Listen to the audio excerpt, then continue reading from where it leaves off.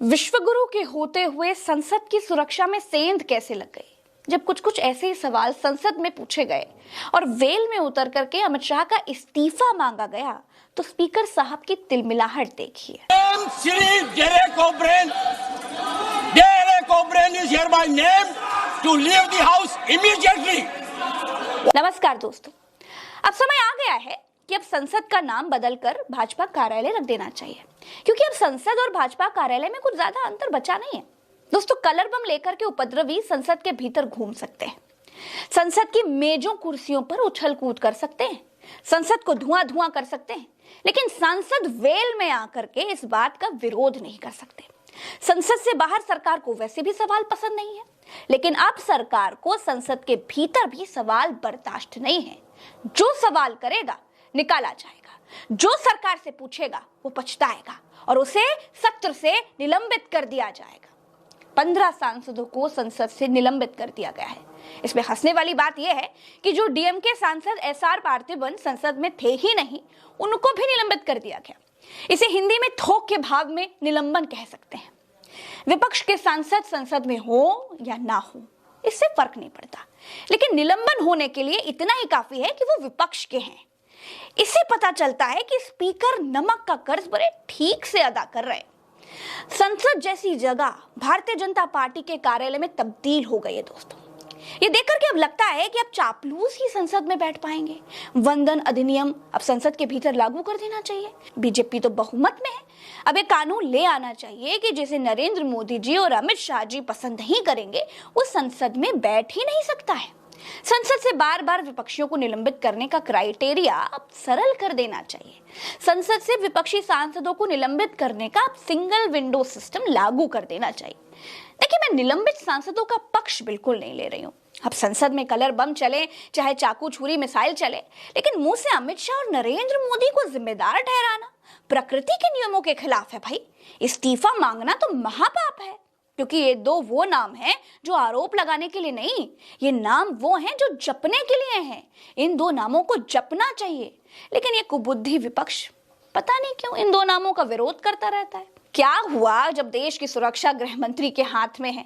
अब हर जगह की सुरक्षा गृह मंत्री तो कर नहीं सकते, खास तौर पर संसद की सुरक्षा तब तो वो और नहीं कर सकते जब वो खुद संसद में मौजूद ही ना हो। वो मुख्यमंत्री की शपथ ग्रहण समारोह में थे, उनको क्या मालूम था कि भाई कोई रिक्शे वाला संसद में घुस करके कलर बम दगाने लग जाएगा। जितने नाम संसद में घुसने वालों में आए हैं, इन पर तो एनआरसी सीए भी लागू नहीं हो सकता, इनको पाकिस्तान भेजने का नारा भी लागू नहीं होगा। जब ये उपद्रवी भाजपा की किसी भी राजनीतिक परख नली में फिट ही नहीं हो रहे हैं, तो फिर सुरक्षा में चूक का तो सवाल ही नहीं उठता है। सांसदों को कुछ भी करना चाहिए था, लेकिन अमित शाह का इस्तीफा नहीं मांगना चाहिए था। विपक्षियों ने अमित शाह का इस्तीफा मांगा और स्पीकर ने इस्तीफा मांगने वालों को संसद से ही गेट आउट कर दिया। संसद में रहना है तो अमित शाह और मोदी मोदी कहना। ये नया नियम अब विपक्षियों को समझ में आ ही जाना चाहिए, पता नहीं क्यों नहीं समझ रहे। इसीलिए सीट पर बैठने वाले जमीन पर बैठ करके धरना दे रहे हैं। बीजेपी सांसद ने संसद में उत्पात मचाने वालों के पास बनवाए, पास पर दस्तखत करके उनके संसद में घुसने का रास्ता बिल्कुल साफ किया।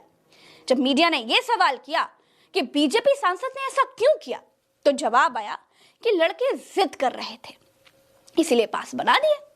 अब सवाल यह भी है कि कल को आतंकी जिद करने लगेंगे तो क्या उनके पास भी बनवा दिए जाएंगे क्या? और खास तौर पर उस दिन जब बीजेपी के सारे बड़े नेता संसद में ना हो और राहुल गांधी संसद में मौजूद हो। विपक्ष पूछ रहा है कि बीजेपी सांसद ने उन लोगों के पास क्यों बनवाए जिनको वो जानता ही नहीं था।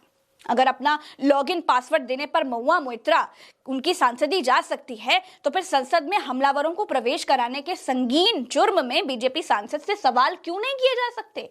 उनकी सदस्यता क्यों नहीं खत्म की जा रही है? अब ये सवाल पूछने वालों को संसद से निलंबित किया जा रहा है। संसद में हंगामा करते हुए वेल तक जाना, नारेबाजी करना, विरोध दर्ज कराना संसद की पुरानी परंपरा का हिस्सा रहा है। विरोध एक सीमा तक होना चाहिए, ये भी बात सही है, लेकिन विरोध करने वाले सांसदों को थोक के भाव संसद के पूरे सत्र के लिए निलंबित कर देना तानाशाही है, क्लियर तानाशाही है, नो डाउट। सरकार इस राह पर चल पड़ी है कि उसे संसद के भीतर विपक्ष की जरूरत ही नहीं है। बीजेपी सवालों से भाग रही है और सवाल करने वालों को संसद से बाहर भगा रही है। देखिए, पूरी सरकार मिलकर के मेजों पर कूदने वाले उत्पातियों को नहीं रोक पाई, लेकिन पूरी सरकार मिलकर के सवाल करने वालों को रोक रही है। सदन की कार्रवाई बाधित करने के आरोप में 15 सांसदों को शीतकालीन सत्र से निलंबित कर दिया गया है। इसमें कांग्रेस के 9 सांसद हैं और दूसरे विपक्षी दलों के 5 सांसद हैं। इससे पहले विपक्ष के 5 सांसदों को निलंबित किया गया था और अब 9 और सांसदों को भी निलंबित कर दिया गया है। दोस्तों, संसदीय कार्य मंत्री प्रहलाद जोशी ने लोकसभा में एक प्रस्ताव पेश किया। इस प्रस्ताव में गलत बर्ताव के चलते 5 सदस्यों, जिनमें टीएन प्रतापन, हीबी एडन, ज्योतिमणि राम्या हरिदास और डीन कुरियाकोस को निलंबित किया गया। अब इस दौरान बी मेहता सदन की अध्यक्षता कर रहे थे। इसके बाद विपक्षी सांसदों ने हंगामा शुरू कर दिया। अमित शाह को संसद में आकर के बयान देने की वो मांग करने लगे। अब इस पर भी स्पीकर बी मेहताब ने कांग्रेस के 9 और सांसदों को भी निलंबित कर दिया। दोस्तों, इस वीडियो में इतना ही। चलते हैं, आशा करते हैं वीडियो